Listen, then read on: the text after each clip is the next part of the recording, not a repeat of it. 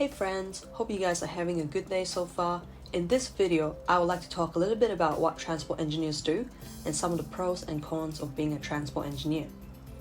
So when I was still a student, I didn't know much about transport engineering at all until my 4th year. In my university, in fact, there was only one transport related unit and it was just an elective in the civil engineering course. And heck, I initially picked the unit because I thought it was an easy HD.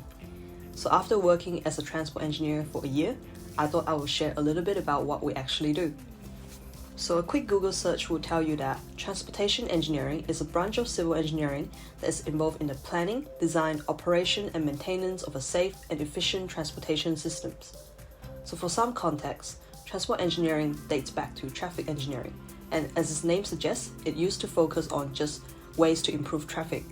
But changing from the word traffic to transport implies that we are now not only interested in cars, but also other road users like cyclists, pedestrian, and public transport users. Okay, enough background. What do you actually get to do day in and out as a transport engineer? In general, I think there are 3 main categories that you can focus on: planning, traffic engineering, and modeling. So first of all, planning. Planning is more about high-level strategies. This can include planning things like where should we be providing cycling lanes, and what are the ways to improve access of a train station so that more people are encouraged to take public transport. In general, these planning studies look at where people want to go and where do they come from. The destination is commonly known as a trip attractor. This can be like a school, and the place of origin is called a trip generator, such as your home. By doing this, we can see where we should be providing the necessary transport infrastructure and links to help people get to where they want to go. Personally, I think this is a less technical area of transport engineering in terms of software use and doing calculation. It's usually more to do with literature review and writing reports in order to show that 1, you have an understanding of the existing strategy and plans in your area, and secondly, your proposed strategies align with any states and local planning documents in order for it to be supported by the local authorities. Moving on to traffic engineering. As the name suggests, it is closer to more traditional engineering in terms of the need to apply theory, design standards, and calculation. A common task I had to do was to check car park and loading dock design against Australian standards. In Australia, these includes the AS2890.1 and AS2890.2 for commercial vehicles. And more often than not, we also need to check if the vehicles are able to turn in and out of the proposed design by doing what we call a sweat path analysis using the software AutoTurn.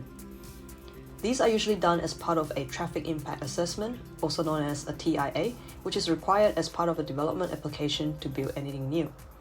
Other than this, majority of my involvement in traffic engineering was developing intersection concept in road project.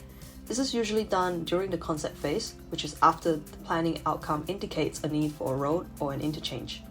The process starts with collecting existing traffic data and then predict the future traffic based on the expected land use. These are then feed into a modeling software that allows us to test different interchange and intersection options. And finally, we have modeling. If you specialize to be a transport modeler, a big chunk of your focus would be to use traffic simulation software such as Aimsun or Vism to predict future traffic behavior on different proposed road networks.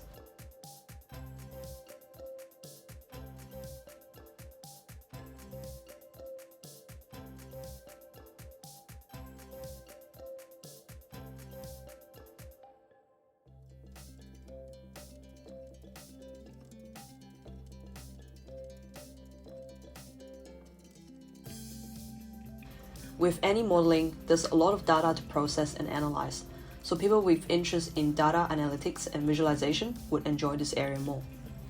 Now, no matter which of these categories you choose to be in, more often than not, you could still end up doing a component of the other categories. These are not mutually exclusive. They are just high-level grouping that I've come up with to explain the areas. I've included a list here that contains a lot more sub-practice under each category for your references.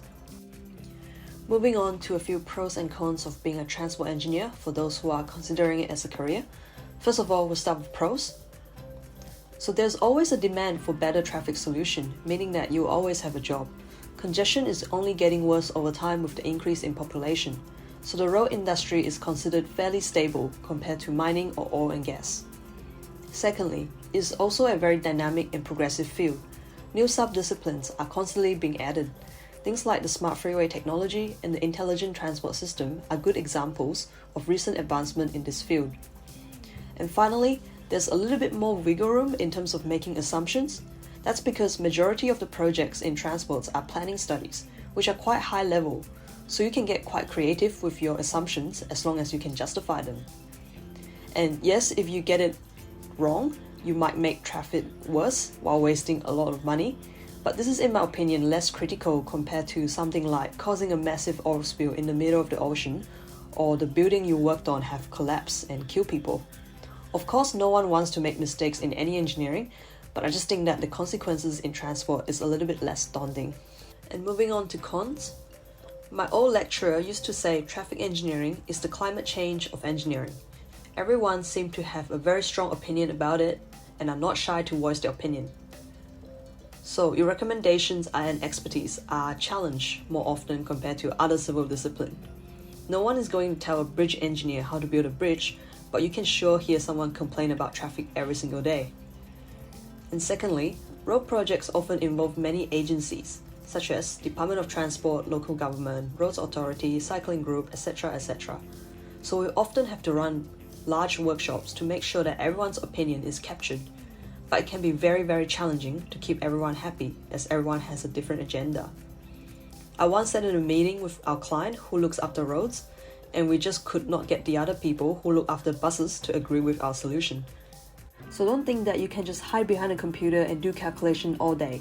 Communication skills are equally important part of being an engineer, especially in the transport industry. And finally, transport engineer also has a slightly lower pay on average. A quick Google search will tell you that the ranges goes from 67 to 105k, which is slightly lower compared to geotech or water, which goes from 65 to 130k. But then again, money is not everything, so if you enjoy what you do, then this is not a big issue. And that's it for this video, guys. I hope you find this helpful, and I'll see you in the next one. Bye bye.